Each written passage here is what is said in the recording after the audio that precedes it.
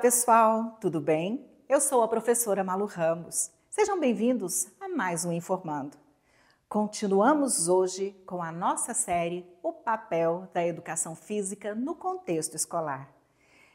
Neste programa, vocês irão acompanhar a segunda parte da entrevista com o professor mestre em Educação, Orozimbo Cordeiro Júnior, com a unidade temática Lutas no Contexto Escolar.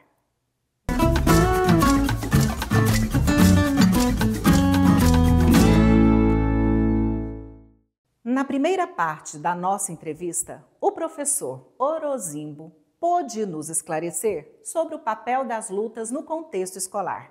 E agora vamos ver a segunda parte desse bate-papo. Hoje, ele irá nos contar sobre como ele desenvolve, através da luta, um projeto de combate à violência e ao bullying, entre outras ações. Na primeira parte da nossa entrevista, o professor Orozimbo pôde nos esclarecer sobre o papel das lutas no contexto escolar. E agora vamos ver a segunda parte desse bate-papo. Hoje, ele irá nos contar sobre como ele desenvolve, através da luta, um projeto de combate à violência e ao bullying, entre outras ações pedagógicas dentro da unidade temática. Vamos conferir esse bate-papo? Antes da gente ir para a próxima pergunta, que é a última, eu quero fazer outra. O senhor tem um trabalho que é uma luta para combater a violência. Isso. Né? Então aí é uma coisa que eu até falei para o professor Orozimbo antes da gente começar a gravar, porque tipo assim, é algo que a gente meio que dá uma bugada, né? Você fala assim, ué, mas como assim? Ele vai usar a luta para não trabalhar, para diminuir a violência, para combater a violência. Fala um pouquinho para a gente sobre o seu trabalho, que eu achei fantástica a proposta, e como a gente pode também trabalhar isso em outros ambientes, porque muitos professores, pedagogos, pedagogas estão nos vendo agora nesse momento. Às vezes até diretores e coordenadores podem até levar o senhor para conversar a respeito disso. Como é que funciona esse projeto? Bem, o projeto que eu estou desenvolvendo e tenho já uma produção teórica com relação a isso, eu trabalho especificamente fazendo um recorte com o judô, exemplificando as modificações que são necessárias no sentido de afastar, mais uma vez, uma prática de uma questão esportivizada, uma prática de luta no sentido de defesa pessoal, para uma prática reflexiva e educativa, demonstrando através de vivência com os meus alunos as possibilidades que se alcança na vivência, com a realização de movimentos, com uma particularidade de que ele conheça a realidade da luta, mas não no contexto em que muitas vezes a produção de mídia oferece, que é o tempo todo machucando o outro, ou sendo o herói, ou o malvado. Sim, né? Tem muito isso. Isso. Então, o que eu faço?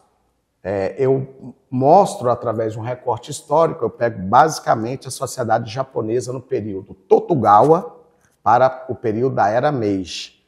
Um período que era altamente violento, centrado na questão do samurai, dos daimons, que eram os proprietários de terra, que aquela realidade era uma realidade dura do Japão.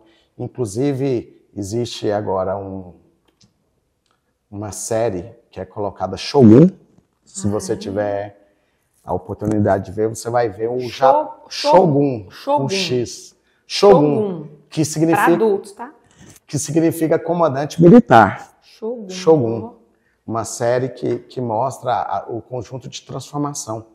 Nesse ímpeto, o judô ele foi implementado no Japão já com características de atender à instituição escolar, com o processo de pedagogização, a observância de se educar os movimentos, de se educar os instintos, porque se você olhar uma luta de judô, mesmo a esportivizada, que não é aquilo que se quer alcançar dentro da escola, quando os dois atletas estão lutando, O juiz, ele fala mate, que é parar. Em japonês, mate, para.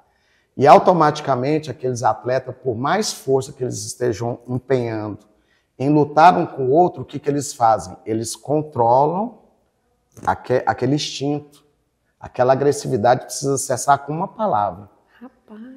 Né? Se você perceber nas lutas, agora daqui a alguns dias nós vamos ter a Olimpíada, se você observar uma luta de judô, observa também qual que é o papel que o juiz desenvolve lá. Então naquele momento que eles estão lutando, que ele fala, ele dá uma paradinha.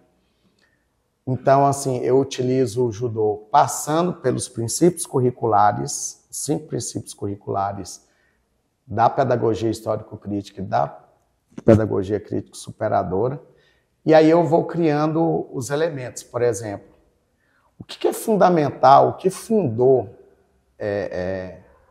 a sistematização de práticas corporais de luta? Eu coloco o elemento latifúndio, ou seja, um homem disputando espaços de terra cria significativamente as condições para se criar essa luta. E se é uma luta antagônica, ela visa mais a eliminação do outro. Quando você pega uma luta indígena, você já é o contrário. Quando você pega as nossas lutas indígenas, o Uca-Uca, né? As lutas mais próximas, você vê que existe o objetivo daquela luta é colocar a mão na região posterior da coxa do adversário. E olhando, a gente até acredita que é uma luta fácil, mas não é. Exige muita força, já vi. muito movimento corporal para se atingir aquilo. E ela é extremamente educativa, mas qual é o plano estando dentro de uma aldeia indígena? Não é a eliminação do outro. Eles exercitam o corpo, eles exercitam o espírito de luta, de defesa da sua aldeia, mas o nível de lesão causado por uma luta indígena, ela é infinitamente menor do que quando ela é estabelecida no sentido de um conflito entre países, grupos, pessoas diferentes. Né? Então, assim, eu vejo a luta, mas a particularidade do meu trabalho, ela está no livro didático público do Paraná. Eu, inclusive, trouxe, ele está ali, eu não sei se seria interessante mostrar. A gente mostra depois, né? A gente mostra. Então, sim, tem um livro didático público, se você for no Google digitar livro didático público Paraná, Educação Física, vai sair um livro lá no qual eu fiz uma contribuição significativa mostrando a participação e o conjunto de transformação que a luta precisa passar. E aí eu reforço, todo e qualquer conteúdo que entra dentro da escola, ela precisa passar por uma peneira, por um prisma, e precisa ser trabalhado de forma didática. E isso precisa oferecer para o aluno uma condição de uma prática onde ele possa estar exercitando essa condição de aprender historicamente sobre um determinado contexto, entender como um conjunto se desenvolve, que tem a ver com a luta, né? E, vamos dizer assim, e ele inclusive conseguir pensar na mudança própria do seu comportamento com relação à agressividade, à violência. Muito bom, muito bom. Parabéns por desenvolver esse projeto. Essa segunda parte da nossa entrevista acerca das lutas no contexto escolar ficou muito legal, não ficou? Viajamos pela história dos samurais no Japão, voltamos agora para cá, Goiânia, desembarcando dentro das escolas com práticas muito interessantes em educação física. E no próximo programa vamos falar sobre avaliação na unidade temática Lutas, que será a terceira e última parte desse papo com o mestre em educação física, Orozimbo. Quero lembrar a vocês que essa série sobre educação física está disponível em nosso canal no YouTube. Basta buscar o canal Conexão Escola, a playlist Informando. E o nosso material também está disponível no portal Conexão Escola, em nossa Mediateca, com propostas didáticas muito legais. Eu te espero na próxima semana. Até lá! Beijos! Tchau, tchau!